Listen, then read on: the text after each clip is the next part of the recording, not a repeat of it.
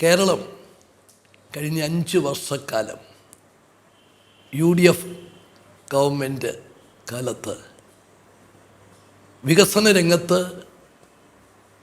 സാമൂഹ്യ സേവന രംഗത്ത് അത്ഭുതകരമായ നേട്ടങ്ങൾ നേടിയിട്ടുണ്ട്. കേരളം മനസ്സ് വെച്ചാൽ എന്തും നേടാം എന്ന് 5 വർഷം കൊണ്ട് നമുക്ക് സാധിച്ചെടുത്തു എന്നുള്ളതാണ് ഏറ്റവും വലിയ നേട്ടം. യുവജന രംഗത്ത് വന്ന ഒരു വലിയ മാറ്റമാണ് എന്നെ ഏറ്റവും അധികം സ്വാധീനിച്ചിട്ടുള്ള ഘടകം. Startups movement. നമ്മുടെ പ്രധാനമന്ത്രി ഇന്ത്യയിൽ അത് പ്രഖ്യാപിച്ചത് ഏതാനും മാസങ്ങൾക്ക് മുമ്പാണ്. പക്ഷെ അതിന് 3 വർഷം മുമ്പേ Keralam student entrepreneurship policy announce ചെയ്തു.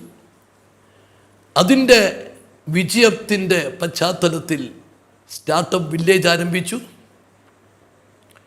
ചെറുപ്പക്കാരിൽ നിന്ന് പുതിയ സംരംഭത്തിന് ലഭിച്ച പൂർണ്ണമായ പിന്തുണ, വലിയ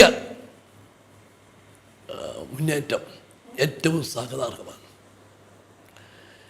ഇവിടെ എറണാകുളത്ത് തൃക്കാക്കരയിലാണ് സ്റ്റാർട്ടപ്പ് വില്ലേജ്. വിദ്യാർത്ഥി ആയിരിക്കുമ്പോൾ തന്നെ പുതിയ സംരംഭത്തെക്കുറിച്ച് ചെറുപ്പക്കാർ ചിന്തിച്ചു തുടങ്ങിയിരിക്കുന്നു. കോളേജുകളിലെ കൊച്ചു ഗ്രൂപ്പുകൾ പുതിയ സംരംഭത്തിന് വേണ്ടി മുമ്പോട്ട് വന്നു. അവർ വ്യവസായ IT രംഗത്ത് മാത്രമല്ല, എല്ലാ ഡിപ്പാർട്ട്മെൻറ്റുകളിലും ചെറുപ്പക്കാർ സ്വന്തം സംരംഭത്തിനായി മുമ്പോട്ട് വന്നു. ഇന്ത്യയിൽ ആദ്യം, ലോകത്ത് തന്നെ ഉണ്ടായി ബഡ്ജറ്റിൻ്റെ 1% ഓരോ ഡിപ്പാർട്ട്മെൻറ്റും ഇങ്ങനെയുള്ള ചെറുപ്പക്കാരെ പ്രോത്സാഹിപ്പിക്കാൻ വേണ്ടി മാറ്റിവെക്കണം എന്ന് തീരുമാനിച്ചു. ഇതൊക്കെ കേരളത്തിൽ ഒരു വലിയ മുന്നേറ്റമായിട്ട് മാറിയിട്ടുണ്ട്. അതോടൊപ്പം വൻകിട പദ്ധതികൾ. വിഴിഞ്ഞം തുറമുഖം തലമുറകളായിട്ട് നമ്മൾ ആഗ്രഹിക്കുന്നൊരാഗ്രഹമാണ്.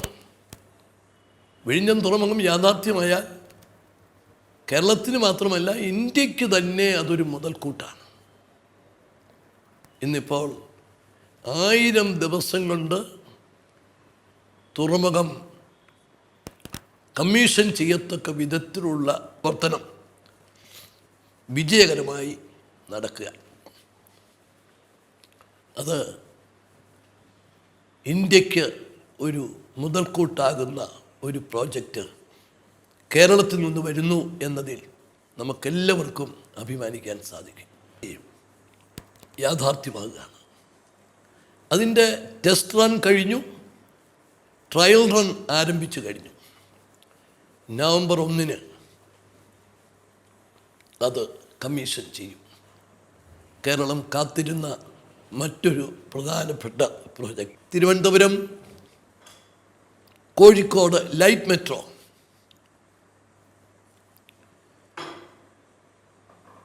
നമ്മൾ വളരെ പ്രതീക്ഷയോടുകൂടി കാത്തിരിക്കുന്ന മറ്റ് 2 പ്രോജക്റ്റുകളാണ്.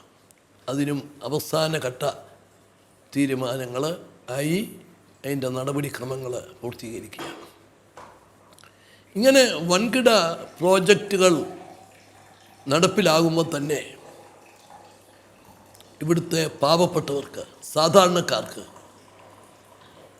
കാരുണ്യത്തിൻ്റെ പല പരിപാടികൾ നമ്മൾ ആവിഷ്കരിച്ചിട്ടുണ്ട്.